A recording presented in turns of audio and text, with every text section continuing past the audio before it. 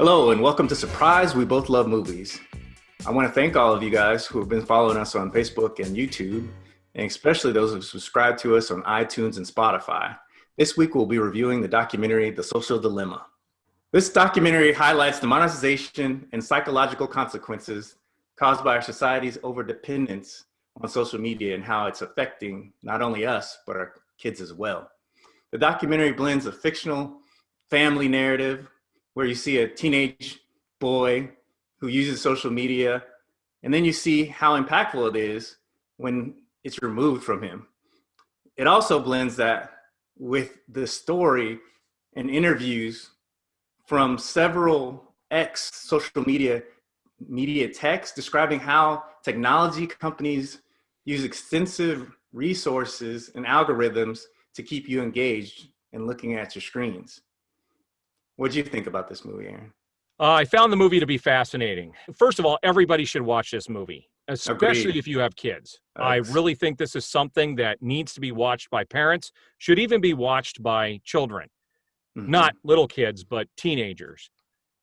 And like you said, it's more than just a few. They pretty much ran the gamut of the different social media platforms where they had somebody come in from each, and how they talked about how their intentions at the beginning of all of this were good, to bring people together. But they make note in the film that this has evolved into something else entirely. And none of them agree with what's happening today. None of them. They all universally agree that this is causing damage to society. And the story that they tell in between with these actors was really well done. I thought the boy, I think the rest of the family acted a little weird, but the boy is very genuine. And that's what I thought. Actually, because this is a story, like this is a documentary that really hits home because we all utilize social media in some form or fashion. It really kind of makes you check yourself, so to speak, because you see these stories and these plights, and they give you a lot of statistics on what's happening and how it's impacting our youth and how it's impacting depression, anxiety, and suicide rates. And you really don't realize until you kind of face to face with those numbers to see the correlation in how social media use definitely negatively impacts a lot of the teenagers and kids that use it in a way that we probably never thought that it would impact them.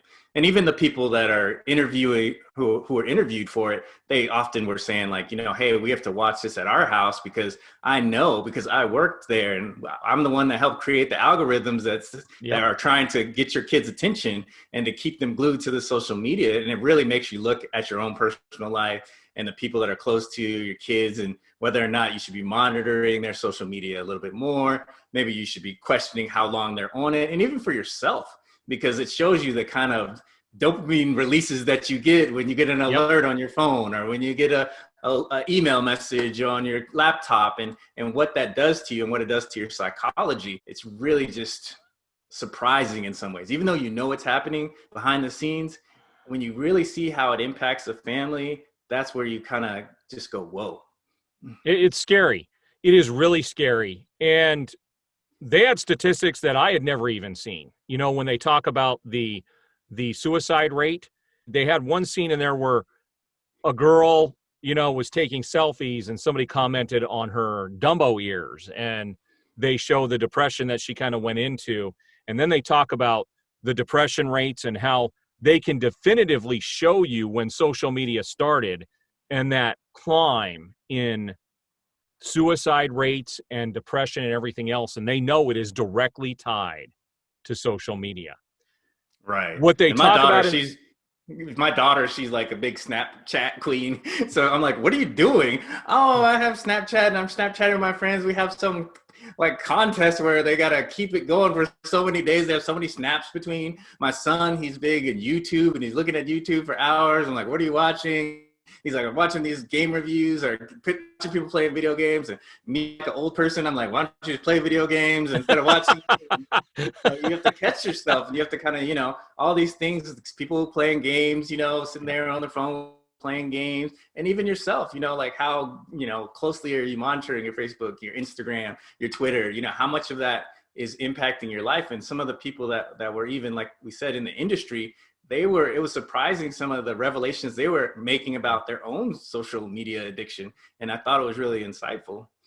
Now, here's the serious nature of this thing. They do talk about how social media can degrade society, and we're seeing it in our country right now.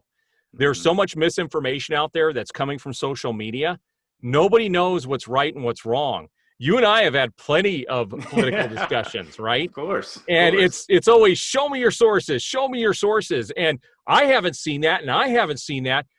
And that's by design. They make that very clear in the movie that your interests are going to show you your stuff. These people on the other side are never going to see it. And social media is pitting each other, people against each other, which is crazy. And they even talk about this in the movie. They make the point, and this is what I've come to realize and what I'm using my phone for is as a tool. Social media is important when you're trying to get a message out there. Running my own business as a voice actor, I have to be on everything. It has to be a part of who I am. They talk about how they know how long you're looking at a certain picture and what you're looking at. They target you with ads. They do a really good job of showing what's going on behind the scenes, where they have this guy who's been duplicated in this room, and they talk about how do we engage that person who's been gone for this long? What do we do to grab that person? Right. They know what kind of videos you like, so they're going to put those in front of you. They have the algorithm set up so that you are being monitored 24/7.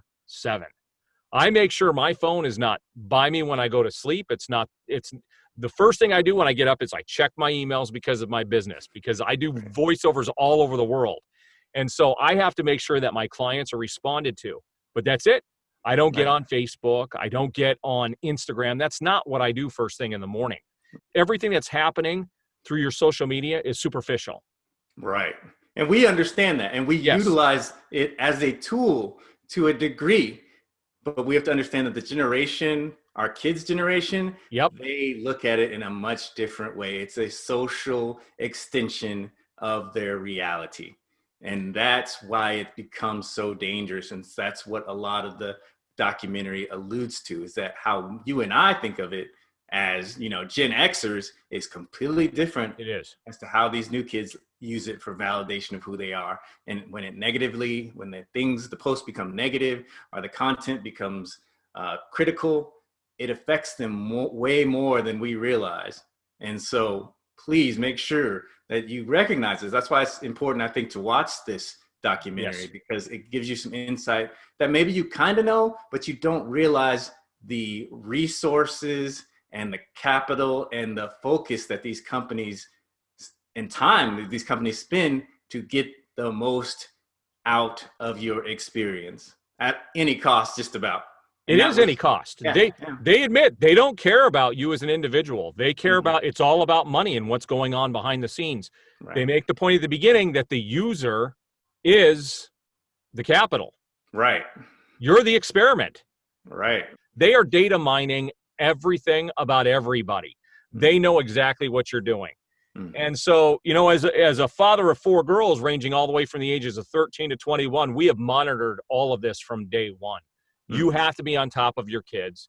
You have to let them know that actual face-to-face relationships are more important than what's happening behind a screen. Likes are superficial. That person that gave you a like does not care about you. Right. That's outside of your already known group of friends. But if it's somebody you've never met, you don't need their validation. Their validation means nothing. It doesn't mean anything to your self-worth. Your self-worth is what you make of yourself. And social media can actually wreck somebody's life if they are that focused on it. The second half of this documentary is astounding. The first half was okay. I was a half an hour in and I'm like, this is all they were kind of beating around the bush, and then they really get into what's happening. So it is something you want to watch from the beginning to the end. And it was one of the better documentaries that I've seen recently on Netflix. Overall, The Social Dilemma, what grade would you give it as a documentary? As a documentary, I'd give it an 8 out of 10. The only reason I don't give it higher, content-wise, I give it a 10. The content. The only reason it's not getting a 10 right off the bat is because the beginning kind of beat around the bush for too long before they got into the meat. Yeah, that's true. It starts out immediately with these guys saying, I don't know. I have to talk to my lawyer and all. So they make it seem like you're going to jump out of the gate I liked strong, it. It was and they it was don't. different. Yeah, it was different. It was a little slow at the beginning, but outside of that, it definitely finishes strong, and it's not going to leave you with a good feeling. Yeah. And I think that's by design, and that's not necessarily a bad thing. No. What do you think? For me, I thought it was a very well-crafted documentary. It does start a little bit, ambiguous at the beginning, but then it gets down to the point, and I thought it really hit it home. And like you said, it's definitely, a documentary in essence. It's to educate you, to give you a different point of view about something you maybe didn't know about. And for me, it gets a 9 out of 10. It wasn't perfect, but it was very good. It's definitely something that I would suggest to anybody who feels isolated, especially right now during the pandemic, and we're told to, limit our contacts with other people. Make sure that you do this as a check on yourself, because there's lots of times where you don't realize that you're feeling this weight, you're feeling this depression, you're feeling this anxiety, and this may give you a little insight and help you kind of break that pattern if that's what you're going through right now. It's going to be up to you, the user, to put it down and get connected and enjoy what's around you. We just have to put the phones down. Phone is not a phone anymore. It is a trap. A trap we set for ourselves, right? It's a trap. So for this week, that's all we have. I'm Lamont Lovejoy. I'm Aaron Fisher. And we'll see you guys next time.